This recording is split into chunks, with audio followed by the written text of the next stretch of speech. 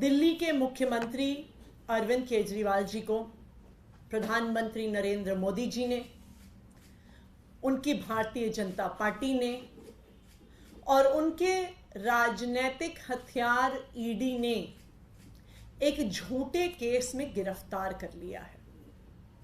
एक ऐसा केस जिसमें 2 साल की जांच के बाद भी 1 रुपया भी प्रोसीड्स ऑफ क्राइम आम आदमी पार्टी के किसी नेता से रिकवर नहीं हुआ।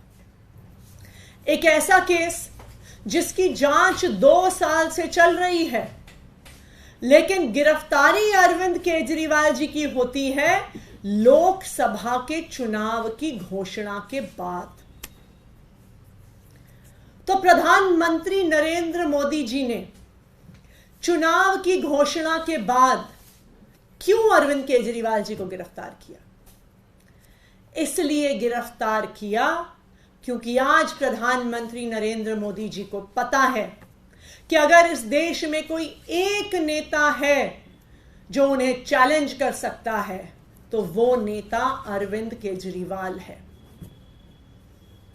जैसे कंस को पता था कि भगवान श्री कृष्ण ही आखिरकार उसका नाश करने वाले हैं, जैसे रावण को पता था कि भगवान श्री राम ही उसका नाश करने वाले हैं, वैसे ही प्रधानमंत्री नरेंद्र मोदी जी को पता है कि आखिरकार उनको अगर कोई एक आदमी खत्म करेगा, कोई एक नेता हराएगा, तो वो नेता अरविंद केजरीवाल है। और इसी वजह से प्रधानमंत्री नरेंद्र मोदी जी के इसी डर की वजह से वो आज अरविंद केजरीवाल को कुचलना चाहते हैं। वो अरविंद केजरीवाल को खत्म करना चाहते हैं कि अरविंद केजरीवाल उनको चैलेंज ना कर सके, अरविंद केजरीवाल उनको खत्म ना कर सके। और यही कारण है कि आज अरविंद केजरीवाल को बिना किसी सबूत के झूठे आरोपों के साथ ईडी ने हिरासत में ले लिया है, जेल में डाल दिया। लेकिन मैं भारतीय जनता पार्टी को और प्रधानमंत्री नरेंद्र मोदी जी को यह बताना चाहती हूं कि आपको यह भ्रम है कि अरविंद केजरीवाल सिर्फ एक इंसान है।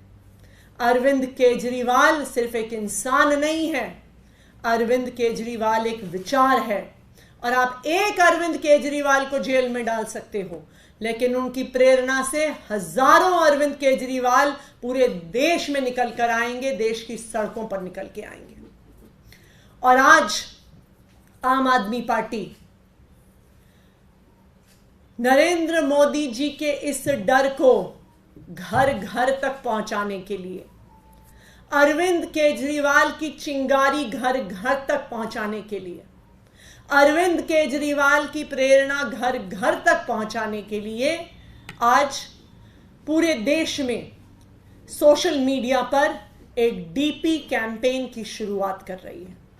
आज दोपहर 3 बजे से आम आदमी पार्टी के सभी नेता, आम आदमी पार्टी के सभी विधायक, आम आदमी पार्टी के सभी कार्यकर्ता अपनी डीपी बदल रहे हैं। आज से ये होगी सभी आम आदमी पार्टी के नेताओं की और कार्यकर्ताओं की डीपी कि मोदी का सबसे बड़ा डर केजरीवाल है। तो मैं आज देश के सभी लोगों से अपील करना चाहती हूं कि आप अगर अरविंद केजरीवाल का समर्थन करते हैं, अगर आज आप इस तानाशाही के खिलाफ जो लड़ाई है उसमें अपनी आवाज उठाना चाहते हैं, अगर आप इस देश के लोकतंत्र को बचाना चाहते हैं और अगर आप देश भर में ये संदेश पहुंचाना चाहते हैं कि प्रधानमंत्री नरेंद्र मोदी जी लोकतंत्र को खत्म कर रहे हैं, तो मेरी सभी देशवासियों से अपील है कि ये डीपी URL indiawithkejriwal.com पर अवेलेबल है। INDIAWITHKEJRIWAL indiawithkejriwal.com। मेरी आप सबसे अपील है कि सारे प्लेटफॉर्म्स पर, चाहे वो व्हाट्सएप हो, चाहे वो इंस्टाग्राम हो, चाहे वो ट्विटर हो, चाहे वो फेसबुक हो, आप इसको अपनी डीपी पर लगाइए और पूरे देश को ये संदेश दीजिए कि ये लड़ाई सिर्फ अरविंद केजरीवाल की नहीं है, ये पूरे देश की लड़ाई है, ये इस लोकतंत्र की लड़ाई है और ये हमारे संविधान के लिए लड़ाई है। Thank you.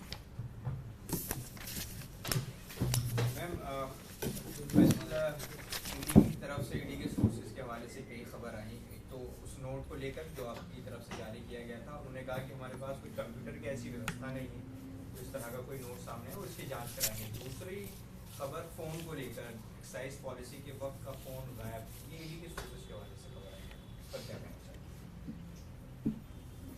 ईडी क्या कोई पॉलिटिकल पार्टी है जो सोर्सेज से खबर प्लांट करती है?